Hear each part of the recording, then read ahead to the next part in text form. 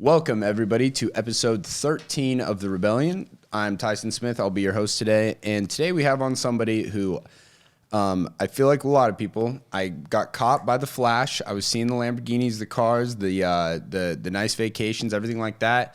And I stayed because I started to realize how genuine and how good of a person you are. Appreciate that, bro. And I've just been, I always respected your success and the things you're doing. And then I got to meet you. I got to go see your operation in your office and everything. And it just helped me make my vision so much clearer because I got to see exactly these things that I'm searching for, but you have already have them materialized in front of you. Yeah. Well, it took a long time, bro. And we're not anywhere close to being where we want to be at, Of course. But I appreciate the compliment for sure, man. I appreciate that. It means a lot. So can you kind of explain to everybody a little bit about who you are and what you're currently doing? Yeah, dude. Yep. So Austin Zaback, obviously. I've been in real estate since I was 18. And man, I got into wholesaling, so wholesaling was my first thing I ever did. And this is at 18 years old. Mm-hmm, yep. And you are how old now? I'm 27. Okay. Yep. So I hired Cody Sperber to be my mentor, and he was my mentor for a long time, still my mentor. And yeah, dude, Cody's a good dude. Yeah, I love Cody. I'm gonna have Cody on the pod soon. He's like, dude, I gotta come on the pod. So yeah, bro. And then basically I just built that company, man. And then I did retail real estate. I started a big retail team. I owned an exotic car company, a ATM company, nationwide. Just a bunch of companies. And then really I got out of all of that. Just kind of I wanted to go all in on real estate. I made a lot of money in the other companies, but they just weren't. I wasn't passionate about it, So yeah, dude, I'm all in on real estate now. I own like 4 real estate companies and like a VA company. And dude, we're doing it big, man. We're doing it real big. Between me and my partners, we've done like 3,500 wholesale transactions in the last 9 years. So yeah, dude. And then on the retail side, we have 41 agents on our team now, and we're growing. That's amazing. Yeah. So you said that we've got several real estate companies. We have the VA company. Is it mainly going to be you have the traditional team and then also a wholesale investment team? Yeah, and then like flipping, and then we're going to start a fund soon and Okay. start raising capital and buy and hold. Yeah, so that'll be like the other real estate, and then the VA company. Okay. Yep. So I want to hear about this fund that we're looking at and kind of the thesis on that. But first, can you walk me through how it went from learning from Cody Sperber and learning what wholesaling was, I assume, and then it was just instantly, okay, well, I'm going to build a business around this? Pretty much, yeah, dude. I mean, I hired Cody. I didn't know anything about wholesaling at the time, right? I'd been an entrepreneur my whole life, but I didn't know what wholesaling was. So when I saw an ad, it was like you can make money in real estate with no money down, right, and no credit and blah blah blah. You didn't even need a driver's license, right? Like and I was hooked. I was like, dude, this is awesome, right? Like I want to get into real estate. I never knew anything about real estate, so when I paid Clever Investor back in the day, yeah, they mentored me. No, I mean, it started small, it was just like learning how to do the business, right? Like doing a deal here and there. It took me 9 months to do my first deal. And then once I did my first deal, I was like, dude, I could do this 10,000 more times, So I always had a big vision, big dreams. And I failed a lot along the way, right? Like I would build, I've always built teams, right? So I got good at building teams, but before I got good at building teams, I was pretty bad at building teams. So I could build a team, but I couldn't sustain the team, right? Yeah. And there was a lot of that over the years. I would get 50 people on the team and I'd lose 40, right? And I would build it up and then it would fall apart, and I'd build it up and it would fall apart, And so I had multiple different business partners over the years. Cody was one of my business partners at one point. So me and Cody were partners for probably like 2 years. So I bought Cody's Lamborghini, his the white one, the Huracan, back in the day. But yeah, dude, he was one of my partners. At one point I worked a lot with like Josiah and Hunter before they started Keegley. I worked with Jameel before he started Keegley. And so I was just like kind of one of the OGs. Like I feel like back in the day where there was like wholesaling wasn't really that popular yet, right? Like you had a few people talking about it, but that was about it, So, I mean, Josiah and them, they were one of the first companies to build like I mean, in my opinion, probably to this day, like they took wholesaling and took it to a whole nother level, right? With Keegley, you know, it was like commercialized it, franchised it, the whole thing, you know, that them and like Homevestors probably, right? Yeah. But obviously Homevestors they have a different business model, you know? So, yeah, dude, that was kind of my journey. And then, you know, over time, I was like, man, I wanted to do more than just wholesaling. I didn't want to be known as the wholesale guy. Yeah. So I kind of like, as time went along, I was like, man, like, how do I want to be an entrepreneur, right? And I think that, like, you know, and I don't know, good or bad, but, you know, there's times where I would, like, kind of go and do another company or another industry, right? And I realized it wasn't necessarily that I wanted to do another industry. I just wanted to do more. I wanted to do more than just be a wholesaler, right? Yeah. And that's when I got my real estate license and I started doing these other things. I started flipping. And now I really want to take it to the next level. Okay. Yeah. So what advice would you give to somebody like me?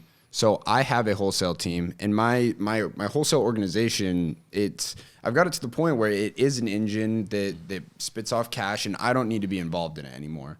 So I have right now, I have 2 acquisitions people who are very good they can handle these expensive leads, and I know they can convert them. I have a dispositions guy he can sell our deals all across the country. I have a transaction coordinator, and I have an operations manager running the entire thing. Yep. And then we have the VAs who are doing all of our marketing and whatnot. How do I go from there to where you're at now? Like, how are we scaling that up? Great question, bro. I mean, we could sit here for like 3 or 4 hours and have a great conversation, and I'd be happy to. I think first and foremost, you have to ask yourself, like, do you want that, right? Like, you know, I think that I see so many people nowadays that they do, and including me, right? Like, you jump into something thinking it's what you want because it's what other people are doing. And then you're like, wait, I don't know that I wanted that in particular. Like, I wanted that, but like, I don't know that I wanted it to look like that, right? So it's like, you want the goal, right? We want the target, whatever that target is. Like, whatever your target is, we all have a goal, right? Mm-hmm. But like my operation, dude, it's an operation, right? Like I don't think that I could leave and go chill and it run perfectly. I mean, I think it would. But you lose the culture. Like, you would lose, like, it wouldn't be the same, right? Like, would my people continue to grind? Yeah. Like, we have everybody loves to work there. I've got a lot of, you know, we have 4 full-time transaction coordinators. We have, you know, 20 people on AC, 7 or 8 people on dispositions, 41 agents, and 120 VAs, you know? So, like, and then I have 5 business partners. Like, you know, I have a CFO, COO, CEO, and then I'm the president, you know? So it's turning into an operation, right? Which is dope, which is awesome. I think we could do, our goal is to at some point do 24 million a year just wholesaling. Right. So that's not flipping. It's not retail. It's just wholesaling. You said 24 million? 24 million a year in revenue. Right. So 2 million a month, you know, is our goal. And I think we can do that. I think we can do that probably in 2024. I think we'll do half that in 2023. I think we'll do 12 in 2023. All right. But yeah, dude, it's like, does a person want that? Is wholesaling the end all be all? I don't think so. I think wholesaling is kind of a means to an end to a degree, right? Like, wholesaling's the cash cow, I think, that gives you the money to go do whatever else you want to do, right? Yeah. So going back to your question, I guess, like, how do you do that, dude? It's just build a massive team, bro. It's all people. Yeah. It all comes down to people. You can't do anything big without a lot of people. Gotcha. Yeah. Well, so I love the answer you gave me is, first you got to ask yourself, why do you want that, really? Because the answer is, I want that for more money. Sure. But is the scaling the wholesale business that the easiest way to make money? Right. And I'm beginning to realize that the answer is no. Probably not. No. You know, honestly, which is why you see most people like pivot to education, or they pivot to masterminds, they pivot to courses, or they pivot to social media, right? Like you see people pivot in a lot of different directions that started out as wholesalers, right? And you see it every day, and I've seen it for 7 or 8 years now, you know, and people go start a fund, or they go get into a different industry. I mean, like, So you have to ask yourself, like, why did they pivot, right? And I think they pivot because, like, making $10 million a year wholesaling is not easy, right? Like, it takes a lot of work, and you can do it, right? Like, and we'll do it. But it is not for the faint of heart, right? Like, it is a grind. And in no way, shape, or form do I take days off. Like, I'm on all the time, 24 hours a day, 7 days a week. Yeah. Well, so that's where I think that I've kind of realized is there's something to be said about my organization, where it's at right now, and the fact that it gives me the cash to allow me to do these other things that I do enjoy doing, like social media and being able to, do these podcasts and things like that.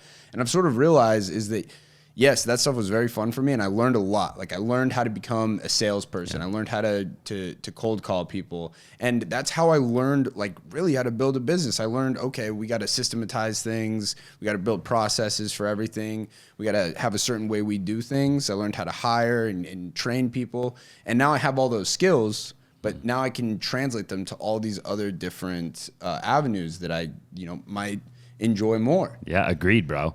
And that's probably what I would recommend. Just depending on what your goal is, right? Yeah. Like, if you just want to make a couple $100,000 a month, like, I don't think making a couple $100,000 a month is that difficult. I think you just have to figure out, like, how you want to go about that. You know, I've done that. I mean, a couple $100,000 a month is not hard to do, right? It's just like, it's no different than making a couple $100 a month. I mean, it's the same principles, right? You just it's just more people, more processes, more infrastructure. It's not like you grinding more necessarily. I mean, there's only 24 hours in a day, right? Right. I think it's you working smarter, not harder. You got to work hard too, but more importantly, you have to work smart.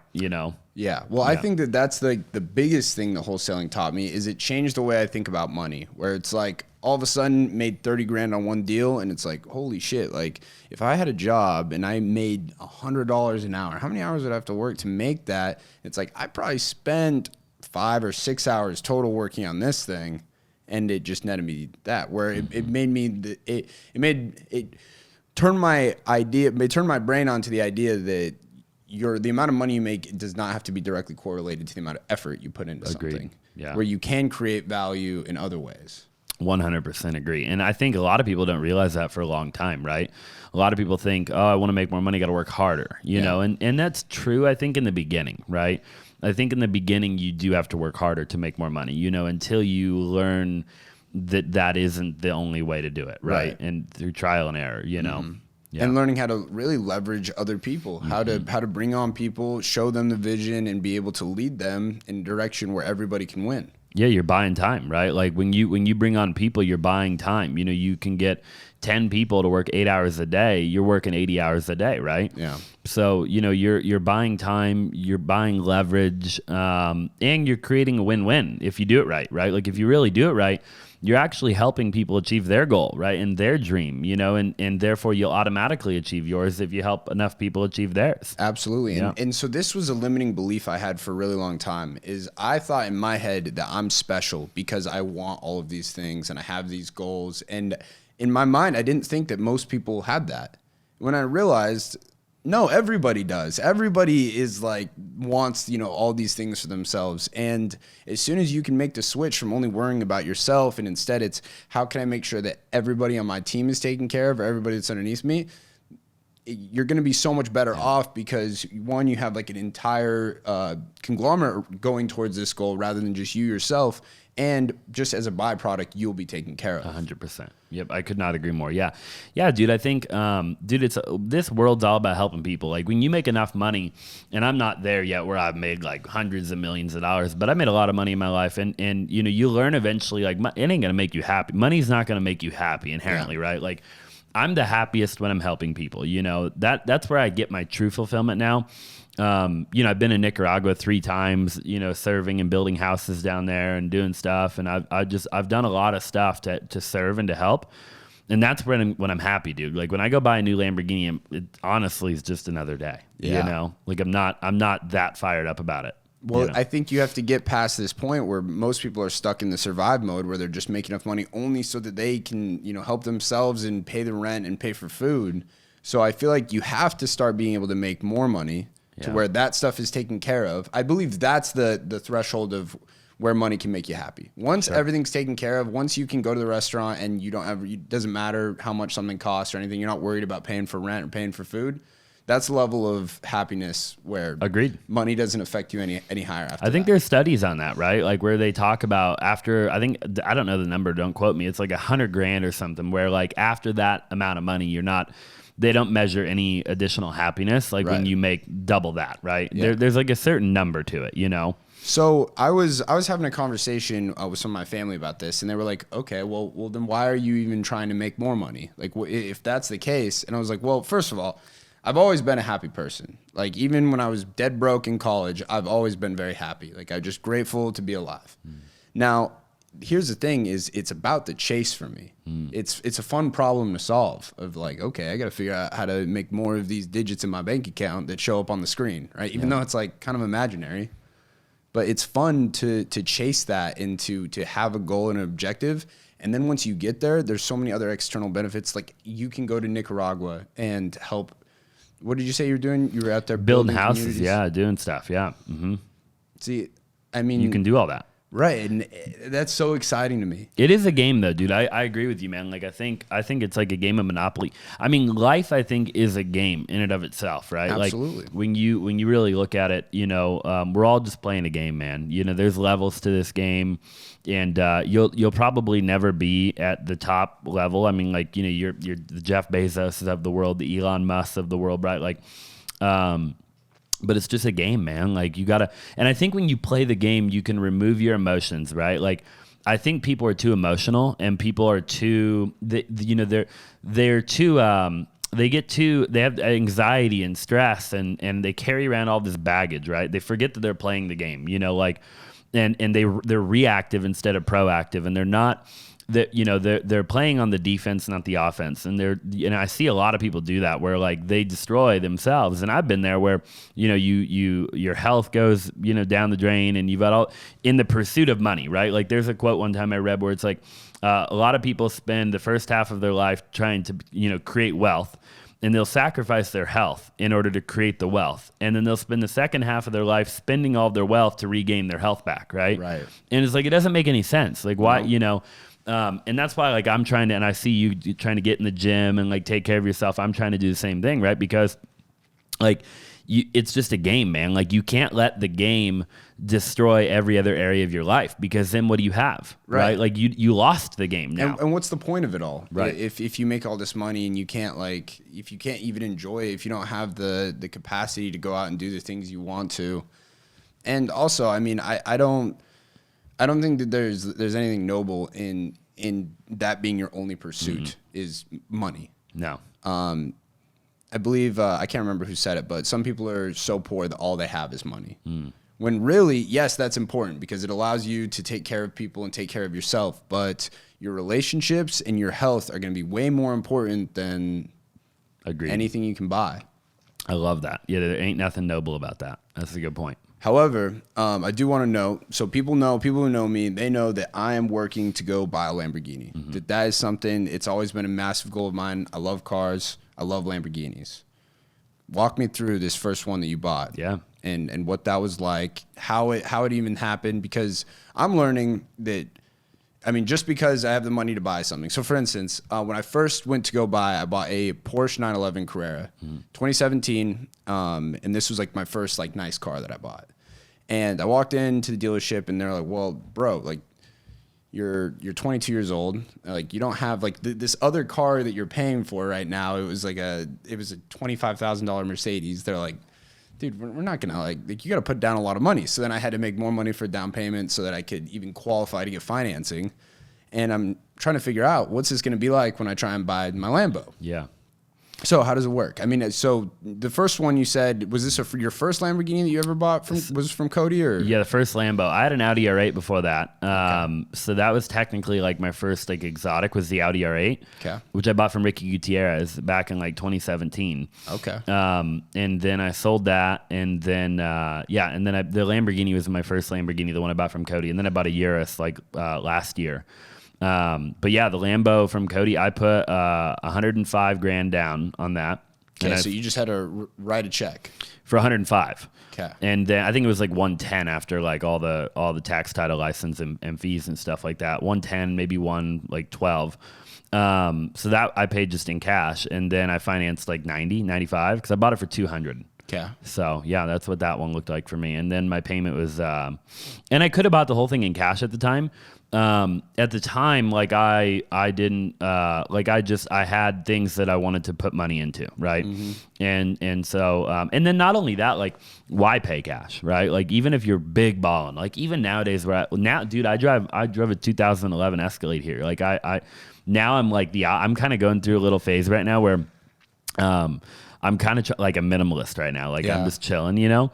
And what's interesting about that is I make more money now than I ever have, and I don't care more than I ever have, right? Like it's an odd thing, you know? I think that's how it goes. Yeah. I think the wealthiest people in the world really don't care, you know? And I'm not like wealthy by any means, like not like that. But yeah, as you make more money, you care less. But I am a car guy. Like I'm going to buy another car. I've got a big Duramax. I've got a boat. I had 2 boats last summer. But yeah, dude, so the Lamborghini, I mean, anybody could buy a Lamborghini, right? Like, I mean, you know, you probably need like 50 grand down if you really wanted to get into a Lambo, you know? But then you just have a $5,000 a month payment, you know, or more. Right. So, do you have like a rule when it comes to buying things like that about how much money you need to have before you make a purchase or something, like when it comes to buying a nice car or a boat? Yeah. I mean, I think that, look, in a perfect world, your assets should pump off enough cash flow to cover all of it, right? Yeah. So you always buy assets first until you can pump off the cash. I think we live in a day and an age, though, where there's different reasons you can do different things. Like, I don't think what people were talking about 10 years ago applies 100% today, right? Like, for example, like, there was a year where I had a really high tax bill, right? And if I go buy a 6,000 pound vehicle, then I can write the whole thing off, you know? So like, there's situations where like it's like I would be an idiot not to do that, right? Right. Or like marketing, right? Like you look at marketing, you know, we live in a day and an age where perception's reality, right? And I'm not saying go fake a Lambo to like sell a course, like that's not what I'm saying, but I'm saying that there is a level of credibility, I think, to having nice stuff, right? And to pulling up at valet and people take you seriously, and especially when you're younger, you know. And what is that worth? Like it's like an intangible, it's an immeasurable ROI, right? Like what is the ROI on that? I don't know. You know, you can't really measure that ROI, right? But if you can measure the ROI for yourself, right? Like if you can somewhat get an idea of, okay, this car is going to make me money, right? And you got to figure out what that would look like for you, you know? So like at the time, like that car made me a lot of money, right? You know, so then I think that there's exceptions to the rule, but I don't think anybody should go like spend their life savings on a car like that. I mean, I think, you know, you just have to be smart about it. I think, you know, you got to be able to afford it, right? Hopefully that kind of answers your question. No, it really does. I mean, because here's the thing is that I've always, like with any like luxury products or anything like that, I know that they're for me. And I don't ever try and justify them by trying to be like, oh, well, it could be this investment. I'm going to get this return. Like, I know it's a nice fucking car and it's for me because I want to have one. And it's probably not the best actually, I should say it's definitely not the best financial decision, because instead of buying that car, I could put the money into an asset. I could go buy a house or a building that's going to make me money. Yeah. But at a certain point, you don't need more money, right? So that you can spend on the fun toys. Yeah, you can. And you got to have fun. Like you live one. I think everybody's got to figure it out for themselves, right? Yeah. There are some people where like they have the YOLO mentality, right? Like not everybody has the same goal. Like I know a lot of people, if they make 200 grand a year, they are fired up, man. I know people that if they can make 100 grand a year for the rest of their life, they are completely happy, like legitimately happy, right? Like they don't desire any more than that, you know? So, like it depending on what your goals and stuff are too, right? Like now my goals are to acquire eventually a lot of real estate, right? And build more companies and do like really big stuff. So like for me, I'm in a situation now where it's like, do I want the Huracan or do I want the freaking P1? Like, you know, and so, like I'm willing to delay the gratification further down the road to go make a really big dent in the world. Because I've had 3 exotic cars and I've had 15, luxury vehicles, like $100,000, right? And then 3 cars that were over $200,000, or almost $300,000, So, I think I think once you got to do it though. Like you got to do it. Like at some point you'll have to do it because I remember being your age and like I had to. I'm glad I did it. Right. Like I'm really glad I did all that because I learned so much. You learned so much, dude. Yeah. Yeah. Well, I mean, here's the thing: is that there's always going to be, as you have a goal or something, you have one thing you're chasing. But as you get there or you get close to getting there, you're going to notice other shit you want. Like for me, like this watch. Like I fucking loved watches and I was like so excited to get a Rolex. And now I get it. And yes, I love the watch, but I barely fucking think about it. Like it doesn't change my life or affect me in any other way. And I know that the Lamborghini is gonna be the same way. After a couple weeks. I mean, it depends on how long it lasts for you. For me, it didn't last very long. Yeah. Yeah, like a week at the most. Well, so Nick Saban and then says it became normal, Nick Saban says like if you want to be happy for an hour, like eat a really good meal. If you want to be happy for a month, you go buy a new car. And if you want to be happy for life, you have to like do your best at something. Like you have to work really hard. And that's not exactly what it is, but something along that measure. And it really is. That it's the difference between pleasure and happiness. Sure. Is yes, you'll get the pleasure from buying the car, and that'll be nice, but it's not gonna make you happy. No. But you got to do it. Absolutely. When the time's right, I would do it if Yeah. I were you. But get a good deal. I mean, if you can get a good deal, I made money on both the Lamborghinis. Yeah. Not a lot of money, but I made money. I didn't lose money on those cars.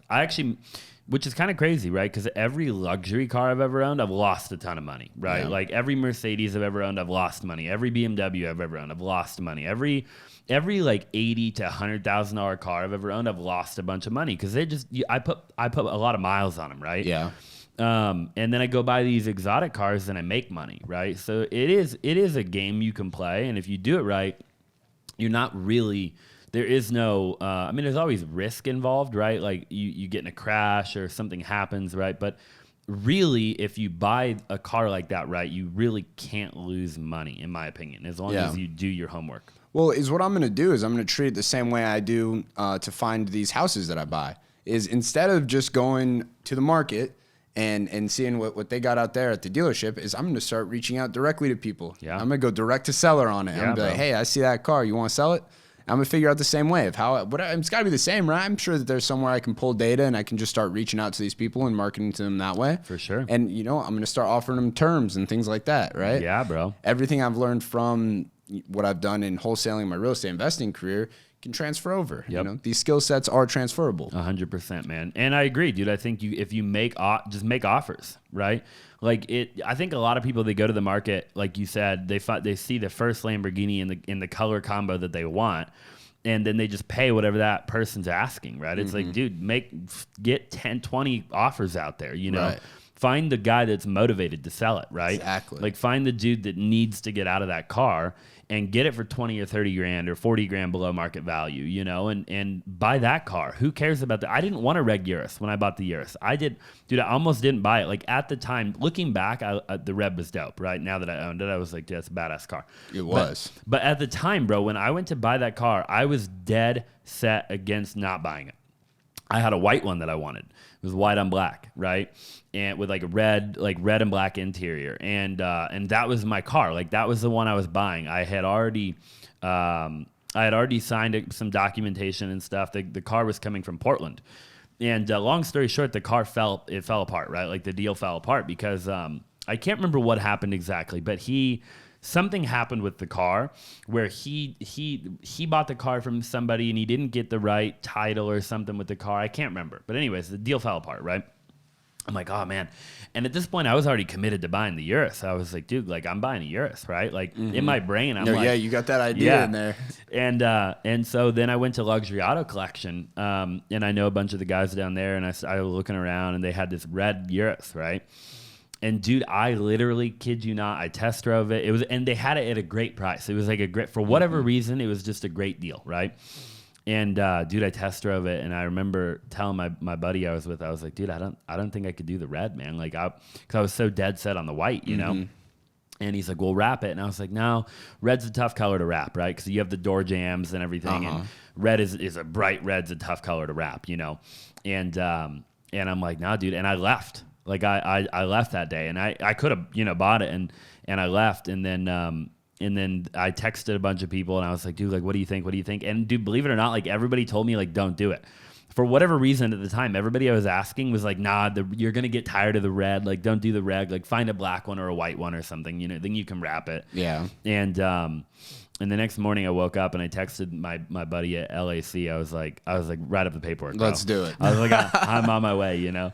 And like a half hour later I bought it. And then, and I ended up really liking it actually. Well, I mean, so that's the car. That's how I found you on social media. Was I saw that car, and I was like, oh man, I was like, this guy's got it going on. That was a dope car, dude. I paid $277.5, and I sold it I think for like $285 when I ended up selling it. So that's so gangster. And I put a lot of miles on it too. I owned it for quite a while. Yeah, I put probably like 10,000 miles on it at least. Which is a lot on a car like that. Absolutely. And it goes to show that if you buy things right, like you can make money. You can. So this is where wholesaling is such a great thing for a beginner to get into, because it teaches you, number one, it changed my psychology of how I thought about money.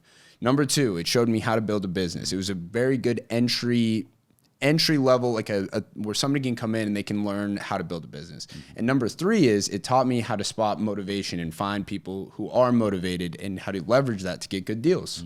And this transfers over to other parts of life. I couldn't agree more, dude. I think wholesaling is a phenomenal industry for people that are younger, that want to get into business. I think there's a million routes you can go, right? You see people go to life insurance. You see people go, you know, all these different directions. And I'm like, dude, like get into wholesaling, right? Like do wholesaling for a while, you know. You learn so many different things. I completely agree. And I think it makes you a well-rounded entrepreneur if you do it right. Yeah. Yeah. So my next level is, so I told you, I had this goal, and the goal that was in my head was I want to get to $1 million a month in assignment fees. Yep. And then I realized from having conversations with people just like yourself who said the exact same thing of, well, you want that because you want more money. Is that the best way to do it? And I realized, okay, it's probably not. Is I do want more money, and there are going to be other ways within real estate that I'm going to be able to get after that. So I decided, all right, I'm going to start buying real estate. And that's how I'm going to go get more money. So now I hear you talking that you want to start a fund. Yeah. And you want to start really buckling down and buying a lot of real estate. I do. What's the investment plan here? I'm going back and forth. Long term we'll probably do, and by long term I mean a year, 2 years. You know, we'll probably have multiple funds that do different things. So like at some point I'll probably have like a fund for like multifamily. I think right now I'm contemplating actually having a little fund, nothing big time, but doing like 100 Airbnbs. Yeah. The market is a little saturated right now, but I do believe if you buy the right house and you do it right, like an Airbnb is all about like doing it right. Like you gotta like it's an experience. And you got to create that, right? Mm-hmm. Because there's a lot of other Airbnbs on the market, but people are booking based on the photos, right? So like, what do your photos look like? You know, what is that experience? Like, what did you create for that, right? Right. So I'm thinking about doing that and raising capital. I know for a fact I could raise money, no problem, you know. And then I want to raise money for just single family portfolio too. Yeah. Multifamily, I'd love to do storage at some point. Yeah. So I got to figure out what I want to do first. I've already sat down with attorneys and stuff, and I've talked about, getting the fund going, and I've got all of that dialed in. So it's just a matter of figuring out what I'm going to do. 2023 though, for sure. I'll have a fund. Yeah. So one thing you said just now is like, I'm gonna have no problem raising the money. Mm-hmm. So I assume that you already have a network of private investors and things like that who are, I'm sure, funding some of these other projects you're doing. But is some of that confidence coming from also the fact of your personal brand, where it's like you can start talking about this and it's gonna fall on the right ears? Yeah.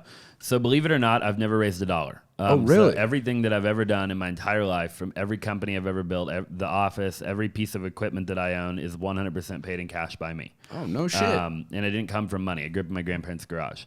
So, never raised $1 in my life. I've gotten hard money on a couple of fix and flip projects, and then obviously paid the hard money loan back. But that's it, right? So I've never raised any money ever.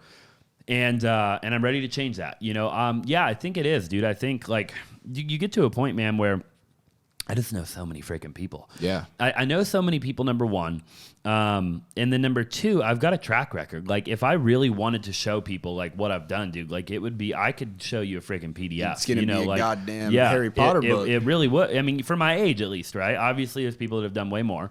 But for my age and what I've done a lot of business. I've done it with a lot of integrity. I've never screwed nobody over, and so I just don't think it'll be hard to raise money, bro. I really don't. I think I could freaking post about it on my social media. I think I could just go scroll through my contacts in my phone and just start calling people. Right. I think in 10 phone calls, I'd have whatever amount of money I needed, So this is something where I was feeling the same way as I started learning about, some things and I was trying to figure out same thing where I'm trying to figure out, okay, what asset class do I want to go to? What is going to be my business plan with these?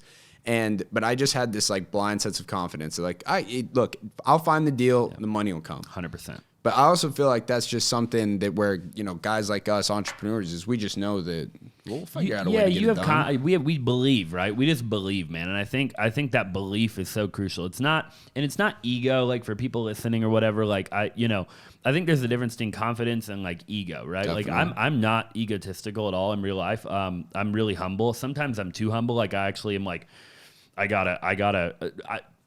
I'm hard on myself, like so much to the point where like I've got to actually force myself to believe. But dude, I just believe, man. Like I just believe, I believe that anything I put my mind to, I can accomplish. Right. Right. I don't believe that I can do it without failure. Like it's not some like crazy belief of, oh, I could do it with no problems or I could do it without failing along the way. No, of course, I know I'm going to fail. I know there's going to be problems. I know people are going to tell me no. I know I'm going to get rejected. I just believe that I have the perseverance to keep going. Absolutely. Right? Like that's where my belief comes from because I won't stop. Like where the other guy will stop, he'll give up, he'll quit. Like I won't quit, Absolutely. Yeah. To me I think it's just that you have to look at yourself and believe that you're that guy who will figure it out. 100%. Like I'm just like, dude, I'm that guy. And if I don't know how to do it, you know what? I've got all of these resources. I've got the internet. I've got this network of people I'll reach out to and I'll figure out a way to make it happen. Absolutely. What asset class would you do if you raise capital like right now?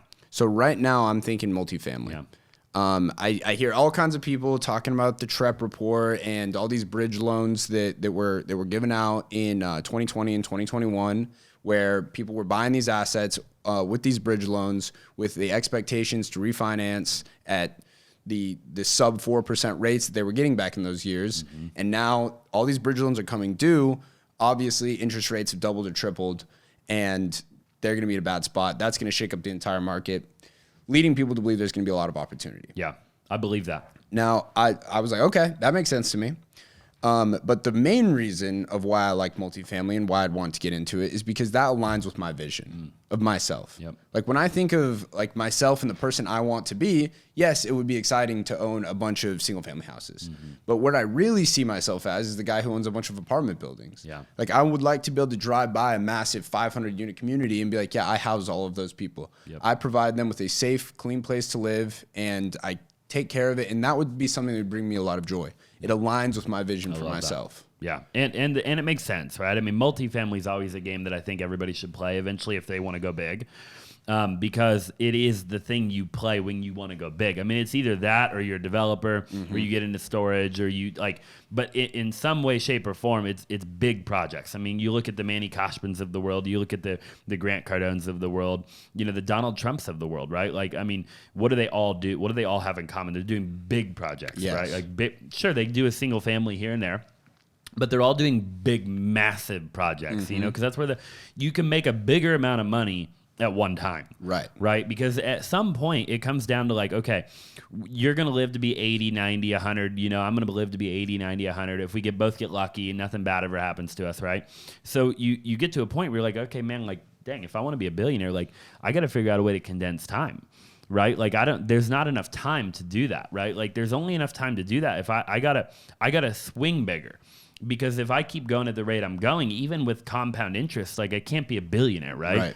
So it's like it goes back to if you live to be 500 years old or 1,000 years old, anybody could become a billionaire, right? Mm-hmm. But the problem is time. It's like we don't have enough time to accomplish it. Yes. So and that's where you have to start looking at, okay, well, then how can I how can I do it bigger now and then compound these bigger results so that I can do it by the time I'm 40, Yes. right? Or whatever the case is. Dude, that's exactly what I was feeling. And I had this, I was like, fuck, dude. I mean, I'm 24 years old. So it's kind of like, oh shit, like, can I be doing this at this age? And then I realized, bro, somebody is going to buy these places. Yeah. Why not me? Like 100%. Somebody is going to do these deals. Why can't it be me? Yep. And it doesn't matter how old I am or what. I mean, the thing is, look, I'm going to be that guy. And if I don't know how to make it happen, I'm going to learn how to, and we'll get there along the way. But you're absolutely right. There's only so much time. And I do have a goal that starts with, being a billionaire with a B. Yeah. And I can't do that by playing small. You can't. No, you can't at all. So, and I think at some point you just have to run, and you've got to figure it out. And that's what we've always done our whole lives. Like somewhere along the way, we get in our head that like we can't fail, right? And I think it's the school system and it's everything in the world. But it's like, dude, like you learned how to walk, right? Like you didn't give up. You just kept standing up and you'd fall over, and your parents and everybody look at you, and you just kept doing it until you learned how to walk. You never said like, walking's not for me, right? And so it's the same thing, dude. I think as we get older, it's like, well, what do you want out of life? Like, what do you really want to accomplish? Oh, you want to accomplish big stuff? Okay, cool. Well, then you got to do what you did when you learned how to walk. You've got to just stand. You just got to start doing it, right? Because I think people get in their own head. They're like, man, and they look at all the little nitty gritty stuff that they don't know, right? Mm-hmm. I don't know what contract to use. I don't know who to call. I don't know how to calculate the NOI. I don't know how to, whatever it is. I mean, they got all the reasons under the sun as to why they can't do it, right? And it's like, well, you can't let that paralyze you. You just have to move, right? You have to go. There's only one way to learn. YouTube is great until a certain point, and then at a point, you got to just take action. Yep. Yeah. And I caught myself doing that because I came through. I took Cody Sperber's multifamily course, and I went through and I learned all of that. And then my next initial thing after doing that, I was like, okay, I want to take this course on underwriting and start doing that. And I was like, whoa, hold up. Why am I just worried about learning? I need to start doing. Yeah. And so then I was like, no, fuck that. I'm going to make moves here. And I started calling brokers, and I started, underwriting deals just myself and just trying and doing these things. And at first it was scary. And I did get that feeling where it's like, oh, fuck, this is going to be hard. Yeah. And, but it's always harder in your head. And once you start doing it, you realize it's not that difficult. Agreed. And that's the best way for me to learn is when I'm actually underwriting these deals, and then I screw something up and I reach out to somebody and I ask them where, and then they show me. But then that makes me really remember it, not listening to some dude talk about it on his computer, underwriting some imaginary deal for 5 hours. 100% agree. Yep. And everybody needs to hear that, bro. Everybody needs to hear, like, whether it's wholesaling or multifamily or being an agent or being a realtor or whatever it is that you're trying to do, like at some point, probably the point's probably right now, right? Like you just have to stop watching the video and you just have to go out and do it. Yes. Like make the phone call, like stand up, go knock on the door, like do whatever you got to do, bro. But you have to take action. Action is the only way you'll ever see the result. That's half the advice I give to people who send me a DM about something is, bro, just go do it. Like, why? Stop worrying about all that. Just go do that thing. Yep. Just go make the phone call and see what happens. Like, 100%. Do that first instead of worrying about having every little thing figured out along the way. Agreed, bro. Agreed. Everybody needs to hear it. So what is the best way to get somebody to understand that, to understand that you need to stop, that people, hey, what are the best books that you can recommend for learning how to do this? Yeah. It's like, well, the best book is stop reading books. I mean, yes, there's a time and place, and that's amazing. But if you want to do that, let's think about the end result in mind. With anything, think about what it is you're wanting to accomplish, and then figure out the way. Then reverse engineer from there. Yeah. And step number one, and most of the time, is not open up a book. It's all right. You got to start doing something. You got to start talking to some person or some kind of action. Well, I think everything's people. I think we live in a world where you can't get anything without another human being involved for the most part. I mean, really with anything, right? I mean, think about it. You want to get a friggin' cheeseburger. Somebody else has got to, you need the help of somebody else. If you go to In-N-Out, there's like 10 people involved that are going to make that burger for you, right? Right. If you go to the grocery store, there's multiple people that are going to check you out, and there's a lot of people that got that burger to the grocery store. So I think you have to learn how to communicate with people. People have what you want. A mentor told me a long time ago, he said, Austin, if the people you already knew had what you wanted, whatever your goal was, and I can't remember what my goal was at the time, right? My goal was to make $100,000 or whatever. He's like, if your network right now had your $100,000, it would already be in your bank. He's like, the people you know right now clearly don't have your money. He's like, you've got to go meet new people. New people have your money, right? People you don't know yet, right? And so I think no matter what it is that you're trying to do, it applies to anything. You've got to go meet people, right? And that could look like a million different things depending on what it is you're trying to achieve, right? So it could be you got to knock on people's doors. It could be you got to cold call people. It could be you got to message people on social media. It could be you got to go to a networking event, right? It could be you got to hire a mentor. But some other human being on planet Earth has either the knowledge or the money or the relationship or the connection or whatever it is that you're looking for, and they can give it to you once you build a relationship with them and you shake their hand and you get to know them, right? So I think no matter what that person's doing right now, books are great, but unless you can reach out to the author of the book and go shake his hand or her hand, then maybe put the book down for now, like you said, until you make enough money to where then there's a new phase where learning and evolving and gaining knowledge and wisdom will be good for you again, because then maybe you're the visionary and you need to contribute big ideas to a company or whatever. Then you got to go learn from people, and books and stuff are good for that, right? But I think in the beginning, bro, it's just, who do I have to meet? Yeah. Right? And how many people do I have to meet every day? You know, all my agents, I tell them every day, I'm like, you got to meet 25 new people a day. Right? Like every day of your life, you have to meet 25 new people. Like, dude, think about this, bro. Like, what if that was your standard, right? Like, you had to meet 25 new people a day, right? And Temp, I think, talks about this, but it's like, dude, you have a we all have standards, right? You don't walk out of the friggin' house in the morning without brushing your teeth, do you? You don't. You have a standard, right? We have standards. I don't walk out naked. I have a standard. I got to have clothes on my body, right? So what if your standard was, I got to meet 25 new people every day of my life? It's just a standard that I have, right? And let's say 7 o'clock at night rolls around, I've only met 22, then I'm going to go freaking walk through Target and until I meet 3 more people, right? Like, I think people just overcomplicate the hell out of it, right? Absolutely. Dude, something that just kind of clicked for me is I love the way you think about it, of meet 25 new people, that's the standard you have for your agents. Yep. It's not, have 25 conversations or anything like that, but it's rather you are meeting a person. Yeah. And that's something that I've never even thought of like that. Like, instead of just thinking that somebody is like, hey, you need to, like, that's a hot lead. That's a person that you are meeting and building a relationship with. So simple, bro. I was at Costco the other day with my fiance, and I was like backing my truck into the Costco parking lot to buy like a TV. And this like old guy backs up next to me, you know, and I'm the kind of guy where, like, if you go in public with me, I talk to everybody, right? And this like 55-year-old dude probably backs like a Ford F-150 up, and I can't remember why, but he got out of his truck and I said, hey, how's it going? Like, happy, beautiful weather, huh? You know, he's like, yeah, gorgeous. You know, I'm like, wow. And I'm like, what do you do for a living? And he's like, well, I just developed a this is in North Scottsdale, where I just randomly start talking to a guy, right? And I do it all the time. And he's like, well, I actually, I'm a developer. He's like, I developed a whole subdivision in the East Valley not too long ago. I was like, no way. I'm a real estate guy, right? I'd love to get to know you. We ended up talking for like 10 minutes in the parking lot. I got his number, right? I'm like, dude, this would be a great relationship. We could do stuff together, right?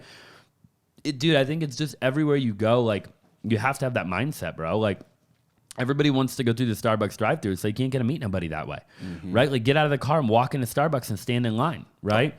Like, why do you want the convenience of going to the drive-thru? You're shooting your goals in the foot, right? Like, you're not going to achieve your goals. Go in the Starbucks. Like, there's somebody in there that you need to meet, right? And you're not going to meet him if you don't go inside, right? Like, stand in line and get your dang coffee. Like, park in the parking lot.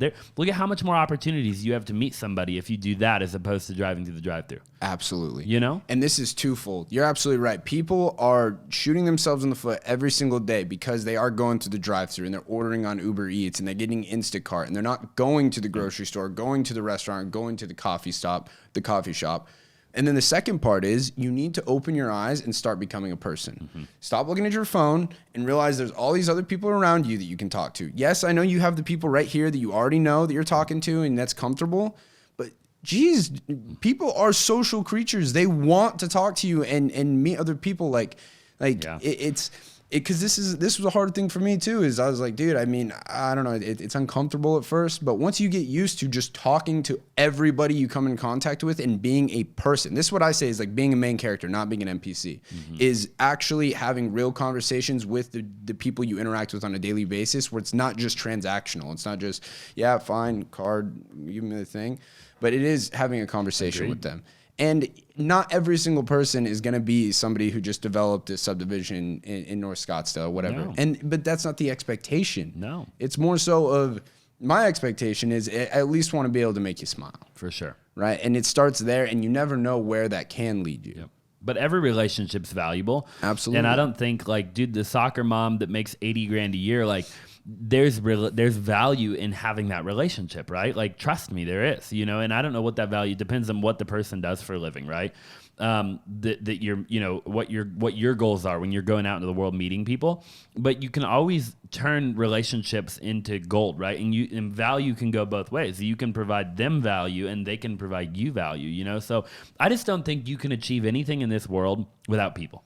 Absolutely. I struggle with the day and age we live in where people, I see people all the time. I'm gonna make like videos on my YouTube channel soon, and my like TikTok and Instagram and stuff, like walking through my office and like talking about like I'm gonna like walk by like my admin at the front, right? And I'm gonna be like, there's the Lamborghini, and I'm gonna like walk into my office and walk by like my other two admins and be like, there's two Lamborghinis, you know? And I'm just gonna like show, because I think we live in a day and an age where I see a lot of people who drive a Lambo and they work out of their living room on their MacBook, right? And they're in Miami, you know, and like that's not entrepreneurship. You could probably I think the most you're going to be able to make is maybe $100,000, maybe $1 million a year if you're like Ricky Gutierrez. You're a freaking day trader that just murders the gaming. You've been doing it for 10 years. Maybe you could do that by yourself, right? But I mean, 99.99999% of the time, if you want to achieve anything great in life, it's going to take a lot of people, right? And so, like, dude, you got to get out of your friggin' apartment. Like, go get an office space. Like, go somewhere. Be somewhere. Like, you know, and meet people, bro. Absolutely. And hire people eventually and have people work for you and create jobs in the marketplace, you know? Mm-hmm. It's my opinion. Dude, and, you know, so something that is kind of a theme here that we haven't really delved into is just being able to communicate with people. Yep. I heard somebody say that so many people mess up the most baseline part of communication, which is just speaking English. Mm-hmm. You hear people talk, you hear myself talk, and a lot of it's, right? People don't know how to talk. Yeah. And so something I've been trying to work on is being a very effective communicator and seriously thinking about what I'm about to say, and is this, like, what point am I trying to get across and why? So many times I've been realizing I'm just talking on autopilot. Yeah. But with conversations like these, I'm able to be super intentional because I know that we're just extracting so much value out of you and you have so much to give the world, and that's what we're doing. But in everyday life, I need to think about everything I say, the power it has when I'm talking to my team members or when I'm talking to somebody on Instagram or whatever it is. Be very intentional about what I'm saying. Mm-hmm. Agreed. And the power it has, like, behind it. I think a lot of people are bad communicators, you know. I agree, man. I think that you have to be a good and effective communicator. You have to be able to articulate yourself. I think especially if you want to be a leader and a visionary, right? For a long time, I struggled to articulate my dream or my goal to my team, right? And I think you've got to if you want to build a phenomenal culture, your team has to buy into your vision and your dream, right? Well, they can only buy into your vision and your dream if you can articulate it, right? Like, how can you get an integrator to integrate on a visionary's dream if the visionary can't very clearly articulate what he wants to be integrated, right? Like, what SOP, what system, what process, what are you talking about, right? And I think you have to be able to, that all goes back to what you're talking about, which is effective and good communication, right? Like, hey, we're going to do a 1 hour meeting. And in this meeting, here's what we're going to go over. And I got to be able to clearly articulate myself so other people can walk out of the meeting and be like, man, I know exactly what I have to do. Right. Right. So I agree, man. I think people got to work on that for sure. And I'm not the best communicator in the world, but I've gotten a lot better over the years. Well, that's another reason why wholesaling has helped me, because with wholesaling, for most people, when you start out, is you got to learn sales. And sales is just communication. So Agreed. It's being able to communicate an idea to somebody and allow people to see things your way. Yep. Yeah. Let's see. Dale Carnegie wrote a book called How to Win Friends and Influence People. Have you read that one? Yeah. That's in every single year. Yeah. Like, that is one of my standards. Every single year I'll read that book. Phenomenal book. Yep. I think it says on like the first page that you're supposed to leave it on your desk and reread it every so often. Yeah. Yeah. Well, so the first time it's that book. The first time it says the first time you read this, you need to read the chapter and then go back and read it again every single time. And I did do that the first time I read it. Yeah. But I remember, dude, every single time I read that book, like it just reminds me of like how to be such like an exciting and good person. And I forget about it. Yeah. One of my favorite parts of that is it talks about like who's everybody's best friend immediately. And it's dogs. It's because they're just happy to see you. It doesn't matter who you are or why. They're just happy you're there and they're happy to see you. And you as a person can be the exact same way. And guess what? You do that, everybody's going to like you. 100%, bro. There's a quote one time. It doesn't have anything to do with what we're saying, but I heard like put your dog and your girlfriend or your wife or fiance or whatever in the trunk of your car for like a couple hours. Open the trunk and see which one's happy to see you. Exactly. You know what I mean? Like the dog, you know? Right. It doesn't matter what. Yeah. Anything. That's funny. Yeah, it's a good one. Yeah, your significant other ain't going to be happy to see you, you know? Yeah. Speaking of which, congratulations. I appreciate that, man. So Austin was just barely engaged. Tell me about that. Cool experience, bro. I met her a little over a year ago, year and a few months ago. A mutual friend introduced us. We met at church, and you know, just a phenomenal relationship ever since. And you know, I knew she was the one, so gotta put a ring on the finger, man. You know what I mean? Yeah. So me and you have already talked about this, but I believe it's so important as like a high achieving man to have, you know, this excellent support system in a woman and something like that. How do you feel that your fiance helps you in all the things that you're after and all of your big goals? Yeah, bro. Great question. Well, she helps me literally, as long as like, or as you know, like she actually is like my creative director, right? So she's in my business. She wears a bunch of different hats, right? She does a bunch of different stuff. But then she also helps you like metaphorically too, right? Like mentally, you know. I think a good girl will, anytime you see, I think, a great man or woman, there's typically a great man or woman behind them, right? That you typically don't see, right? And I do believe that 100%. I think for a lot of reasons that's the case, right? You see single people waste a lot of time, right? Think of a single entrepreneur that makes a lot of money. What do they do every night and weekend? Clubs and bars, right? Yeah. Trying to find the girl. You know, how much time is that? You talk about a waste of time and money, right? Imagine a high-performing entrepreneur that has a lot of money that already has the girl at home waiting for him. He's not wasting time or money to go try to find the girl. The girl's already waiting at home. So what can he do more of? He can work harder, right? He could stay at the office an extra hour. He's not hungover the next day. He's not whatever, right? So I think that just generally speaking, like the statement is true that if you find the right man or the right woman and you could just do life with them, right? And you don't got to waste a decade trying to find that person. Like if you could just find that person, right? Then I think you're way better off. But it has to be the right person, bro. Absolutely. Like, you know, I've been in bad relationships, as I'm sure you have, you know, and man, there's a big difference between a bad relationship and a good relationship. Absolutely. You know? And I didn't think that, you know, had you asked me 2 years ago if I would be engaged right now, I wouldn't have said, yeah. I mean, I'd have been like, no, dude, there ain't no way, you know? Because I was engaged when I was like 21 to a different woman. And it was the wrong woman, wrong relationship, you know? And I was engaged for 90 days and I broke it off, you know? So been there, done that. And I knew what I was looking for when I were to ever do that again, right? I'm like, all right, I'm going to do it one more time. And then I'm not doing that again, right? And she was in the same boat, dude. She was married before, so she knew what she knows what she was looking for, right? Yeah. And so it just ended up working out. Yeah. And I'm excited for the future. One thing that I think is important to note here is also when you're looking at the right person, whether it's the right man, the right woman, is you need to, same thing with everything, you envision the exact person that is you're looking for and then reverse engineer from there. Where would this person hang out? Because for a lot of people, they don't imagine this perfect person. Like, especially I see this a lot with girls, and I know guys are guilty too, but a lot of girls, they like, right, they have this man of their dreams, and it's like, well, why are you looking for that guy in the club? Because that's not where you're going to find that guy that I think that you're looking for. Right, where so you guys met at church, right? And I know that that's one of your core values. So obviously that's the kind of community where you want to be looking for this person to rock life with you.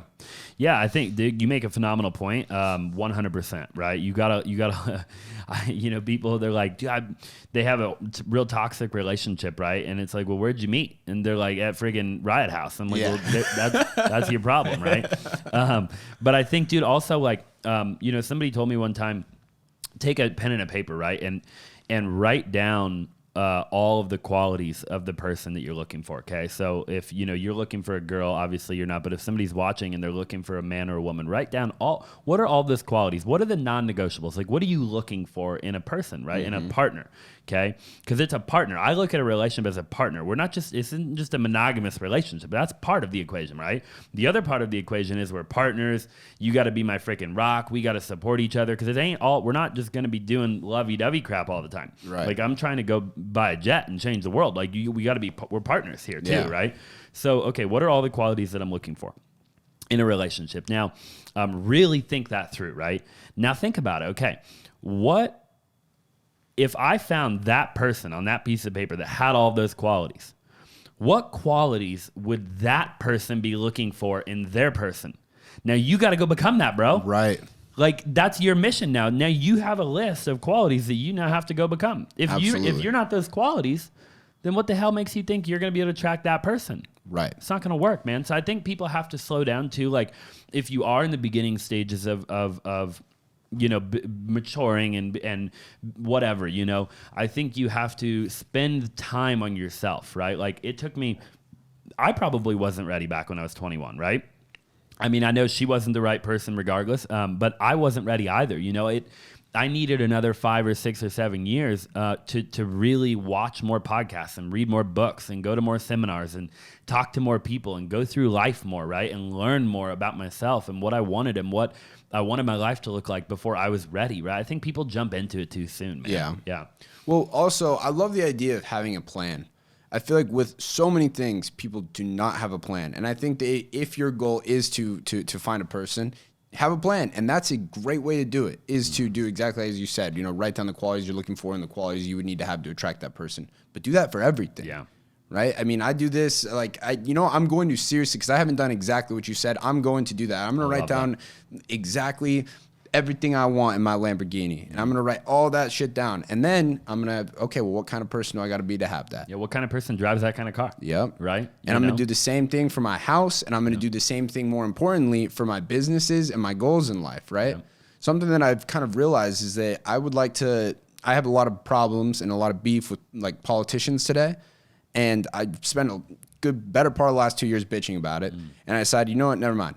Eventually, I'll change it. I'll be the change I wish to see in the world. So I was thinking, I have some political aspirations, and I'm not in any point right now where I could be a politician. Yeah. I've got a lot of things I need to clean up. But I need to write that down of what would I want to see in a politician? And then I need to become all of those things. Yeah, 100%. Right? I love that, dude. But holy shit, dude, this is a good exercise. I'm gonna do it. I'm gonna send it to you. You're gonna see. Send it to me, bro. I'll send you one too. I think you can do it with anything in life. Absolutely. And take anything that you seriously care about wanting to do. Yep. And do that.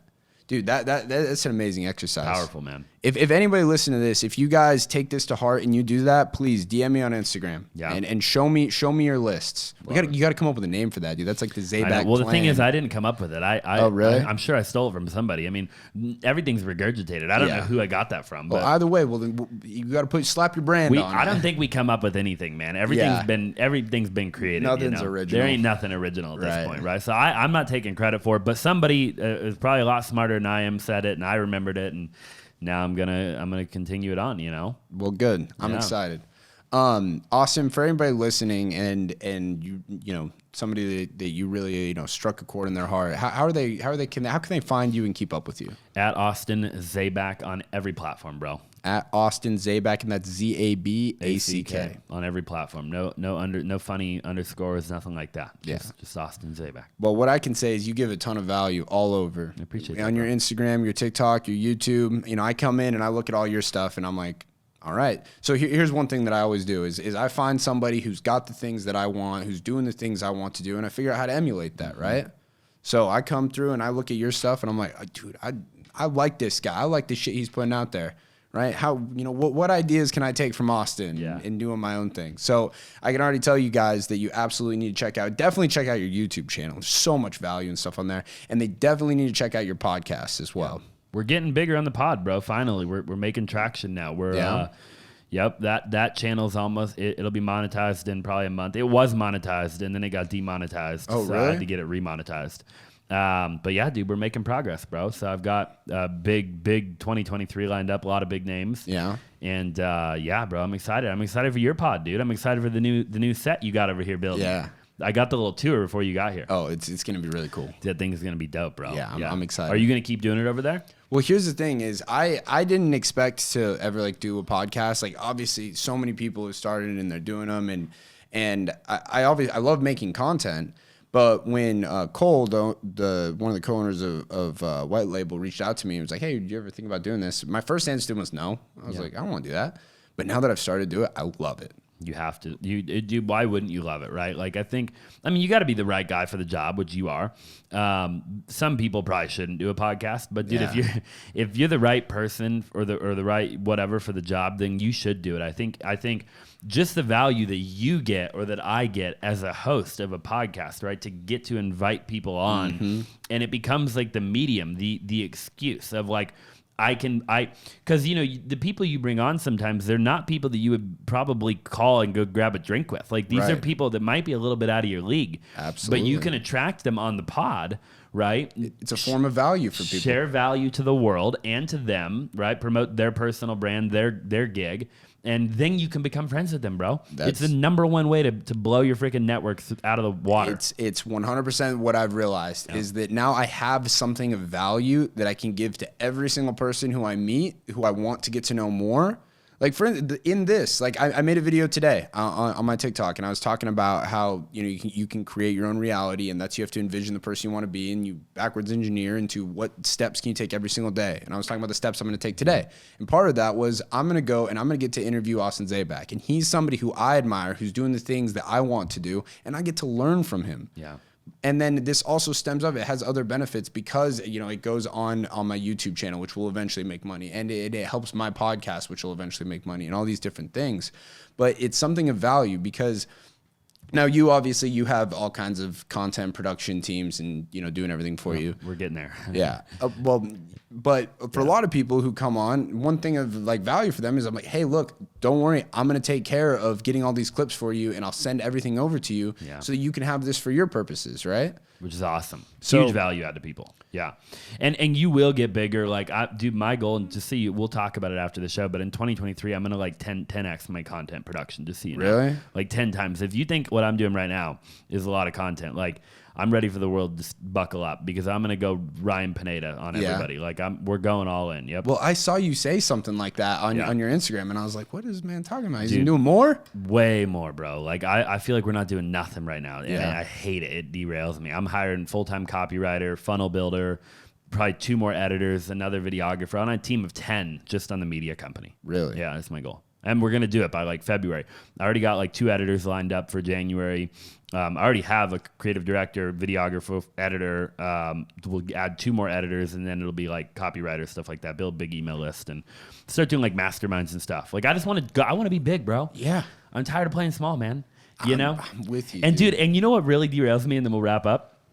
And I love people, bro. I really do. I love people so much. But I think this is where my motivation, I've always had kind of a chip on my shoulder.